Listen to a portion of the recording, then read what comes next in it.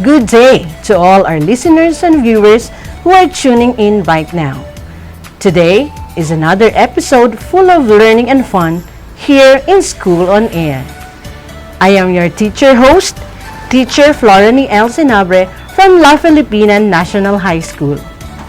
Today, we will explore another content in Science 10 all about biomolecules with your teacher broadcaster, Teacher Vivencia Rhea H. Alerta. So, just sit back and relax and let us take a tour on the why and how of biomolecules. Now, let us give the spotlight to Ma'am Rhea. Thank you, Teacher Floranie. Hello, viewers and listeners. Good day. Join me, your teacher broadcaster, Vivencia Rhea H. Alerta, as we discuss another lesson of Science 10 on Quarter 4, Module 2, Biomolecules. Our lesson objectives for today are: recognize the major categories of biomolecules such as carbohydrates, lipids, proteins, and nucleic acid. Second, differentiate the biomolecules from each other in terms of elements present in each categories and its function. Before we proceed with our lesson, please get your module and turn it on page 4, Module 2, Biomolecules. Prepare also your pen and paper so you can write all the things that you will learn from today's lesson. Got it? Okay, let's start. Let us check your prior knowledge about the topic by doing the activity Guess the Mystery Word. You will guess the mystery word through arranging the cluttered letters. I will read to you the hint or clue in order for you to get the correct answer. You may write your answer on any piece of paper. In each item, you will be given 5 seconds to answer. I will reveal the answer after 5 seconds. By the way, make sure to answer each question honestly. Are you ready? Let's begin. Our first mystery word. These are the letters: I, L, P, I, S, D. Again, I, L, P, I, S, D. Here's the clue. Molecules that are insoluble with water such as oil and fats. Your time starts now.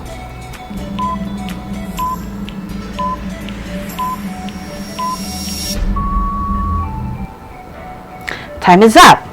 The correct answer is lipids. Second, these are the letters: R, P, O, I, N, E, T. Again, R, P, O, I, N, E, T. Here's the clue. Molecules that can be found in hairs, nails, and connective tissues.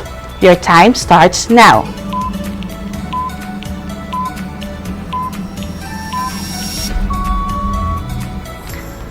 Time is up. The correct answer is protein. Third, these are the letters: R, A, C, B, O, H, E, Y, D, R, A, S, T. Again, R, A, C, B, O, H, E, Y, D, R, A, S, T. Here's the clue. Molecules made from aldehydes and ketones. Bread and rice are rich of these molecules. Your time starts now.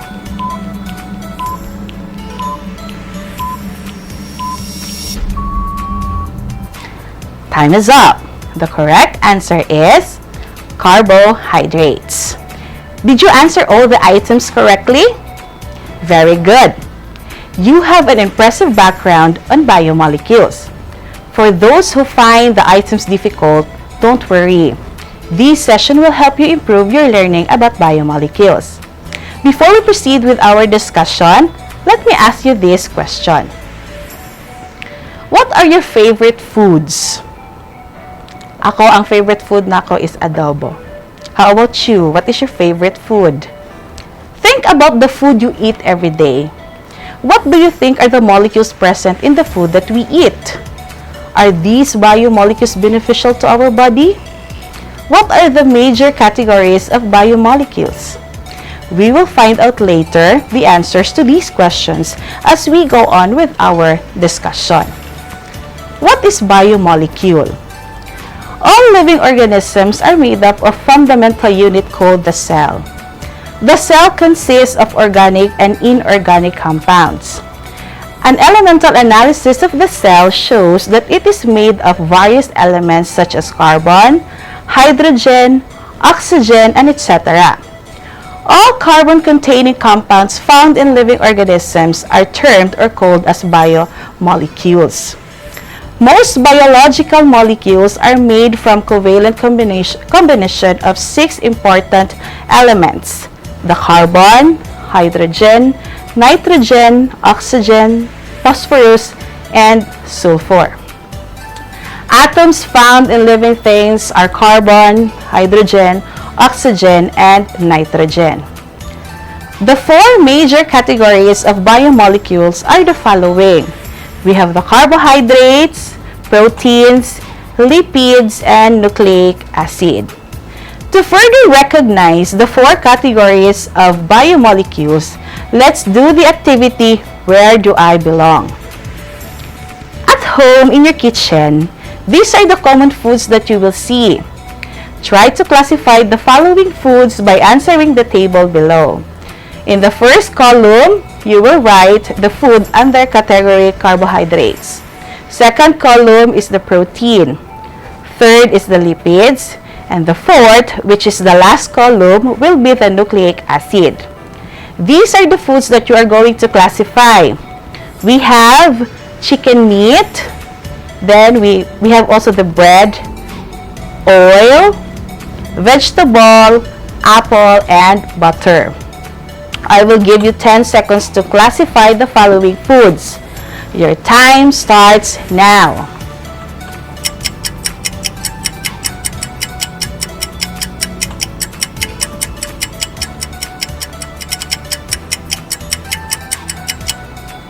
Okay. Let's reveal the answer. If you put the bread under carbohydrates, then your answer is correct. Under protein, we have chicken meat. And in lipids, we have oil and butter. And in nucleic acid, we have apple and vegetable. Did you classify it correctly? Wow, amazing! Since food is always a part of our lives, it is important that we know the nutrients found in the food that we eat. Let us understand more the different categories of biomolecules and investigate their differences. First is the carbohydrates. Some foods that are rich in carbohydrates are the following. So we have the bread, all sorts of pasta, cereal products, and potatoes. So these foods are very rich in carbohydrates. Carbohydrates are the body's most preferred source of energy, and it is important in providing instant energy for the cells. Chemically, carbohydrates are organic molecules in which carbon, hydrogen, and oxygen are bonded together. Carbohydrates can be classified into 3 groups. So we have the monosaccharide, disaccharides, and polysaccharides. The first classification of carbohydrates is the monosaccharide. Monosaccharide, it is the simplest sugar and essential subunit of a carbohydrate since it is the monomer of carbohydrates. It gets its name from the prefix mono, which means one, because it is composed of single ring. At room temperature, these substances are white solids. It is also highly soluble in water due to the presence of polar hydroxyl or the OH groups in their molecular structure. Glucose and fructose are the most common example of monosaccharides. Second is the disaccharide. The disaccharide, it is formed when two monosaccharides mix. Sucrose, lactose, and maltose are the most common example. Maltose is generated when two glucose molecules are mixed together. The third classification of carbohydrates is the polysaccharide.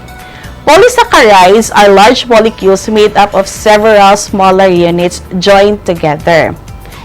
Example for this, we have the starch. Starch is, it serves as a storage form of energy in the plants. Other example include cellulose and glycogen.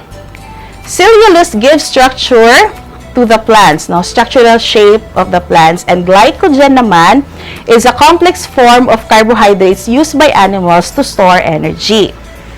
Now let's go on with the next biomolecule. We have the protein.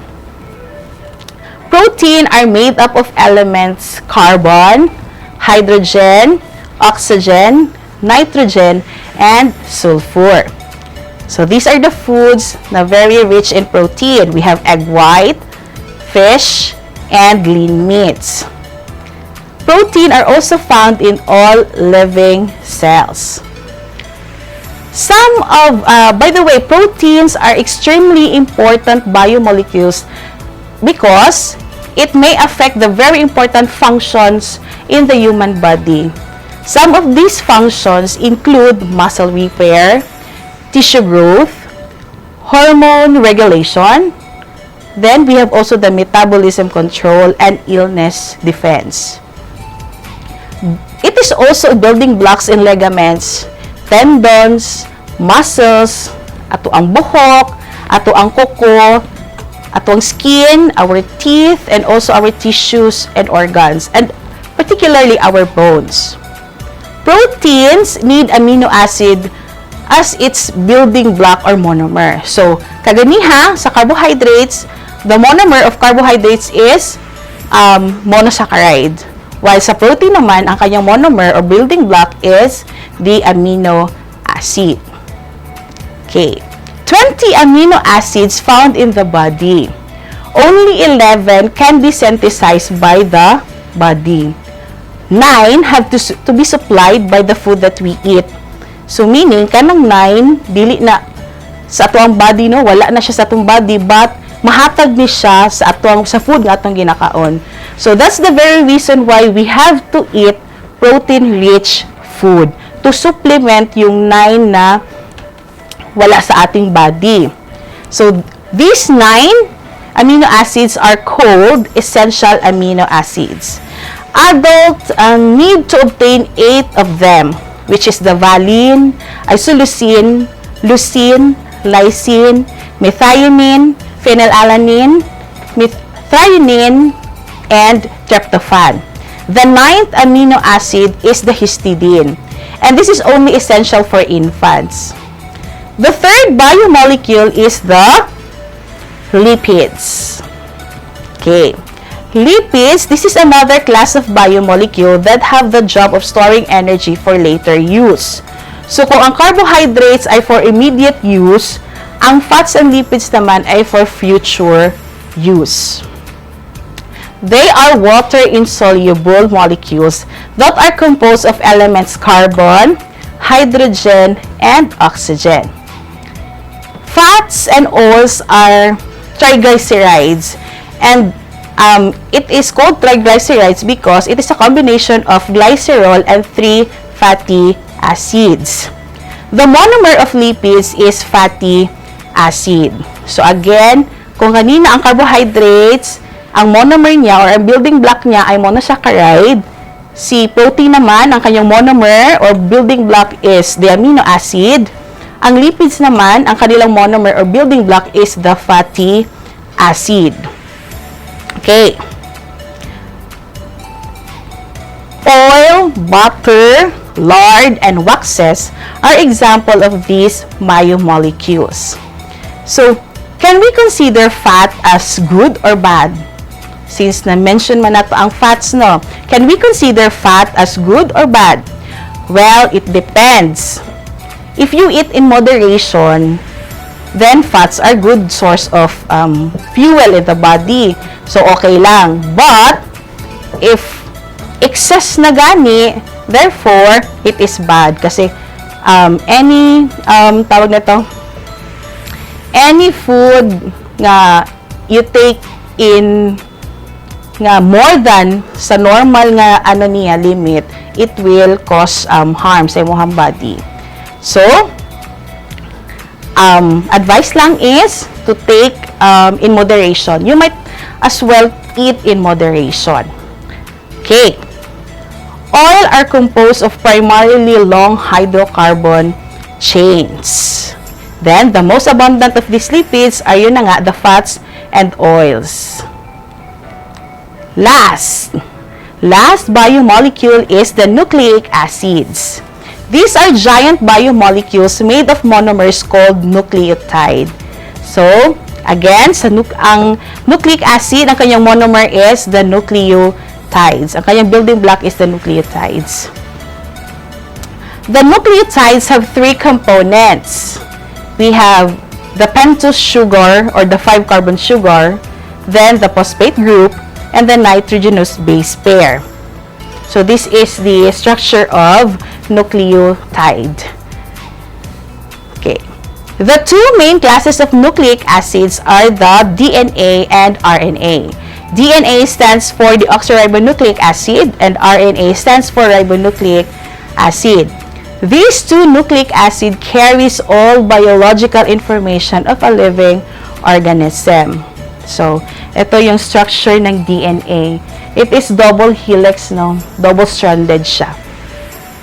While this one is the structure of RNA or ribonucleic acid. Single-stranded naman ang RNA. So, ito yung comparison ng dalawa based sa structure. So, again, DNA is double helix while RNA is single-stranded. By the way, sa RNA naman, sa DNA, ang kanyang nitrogenous base pair is guanine is paired with cytosine and adenine naman is paired with thymine. While sa RNA, in RNA, the base pair are the following. Guanine is paired with cytosine and adenine is paired with uracil. Okay, let's practice. For our next activity, which is entitled Pick and Match. So, you are going to match the monomers to the corresponding biomolecules. The first column contains the biomolecules. Number 1, carbohydrates. Number 2, proteins. 3, lipids. 4, nucleic acid. Then, for the second column, we have the monomers. Letter A, monosaccharide. Letter B, fatty acid. Letter C, nucleotide. Letter D, amino acid. You are given 10 seconds to complete this activity. After 10 seconds, I will reveal the correct answer. Ready? Your 10 seconds starts now.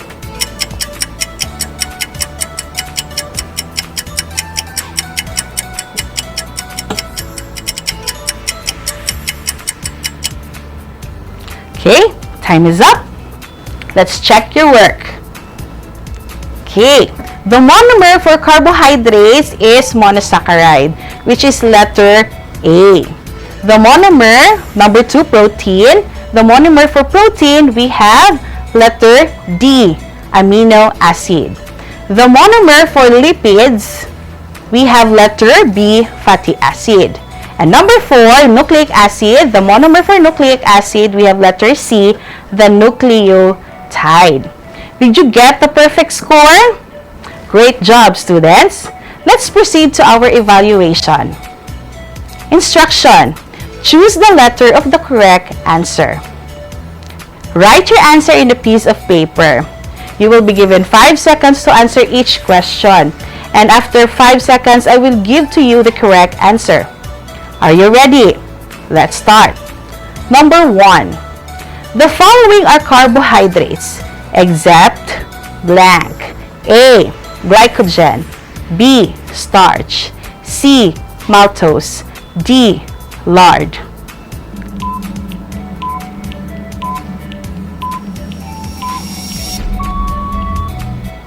Time is up.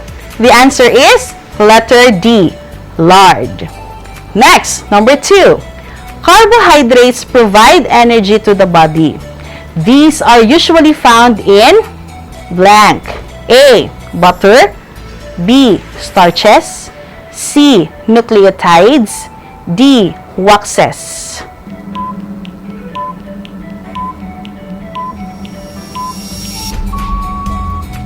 Time is up.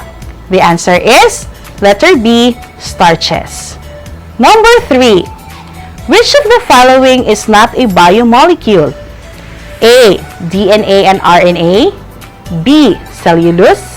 C, starch. D, water.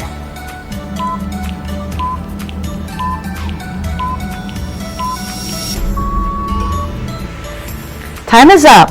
The answer is D, water. Number 4. Which of the following is the monomer of protein? A, fatty acid.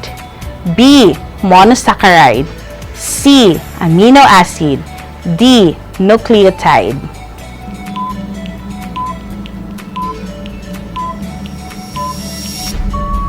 Time is up. The answer is letter C, amino acid. Number 5. Which of the following is not a component of a nucleotide? A, sugar. B, phosphate group. C, phospholipid. And D, nitrogen-containing base.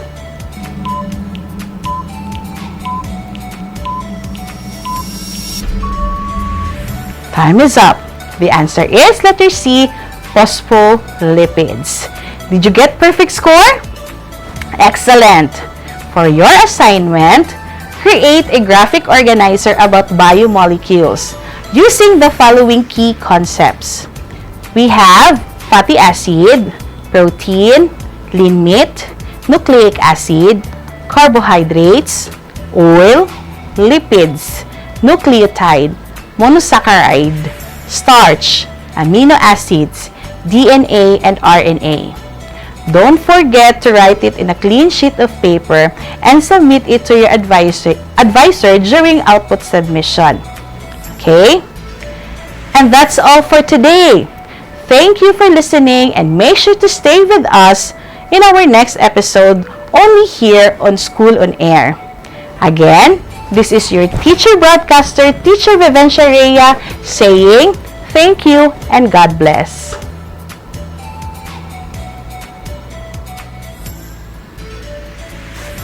Thank you so much, Ma'am Rhea, for a very interactive discussion that you had with us today. I'm sure that the students learn a lot from your lesson. And that's it, students. We just finished another Science 10 lesson focusing on biomolecules. I hope you learned something today. Again, this has been your teacher host, Teacher Floranie, saying thank you and God bless.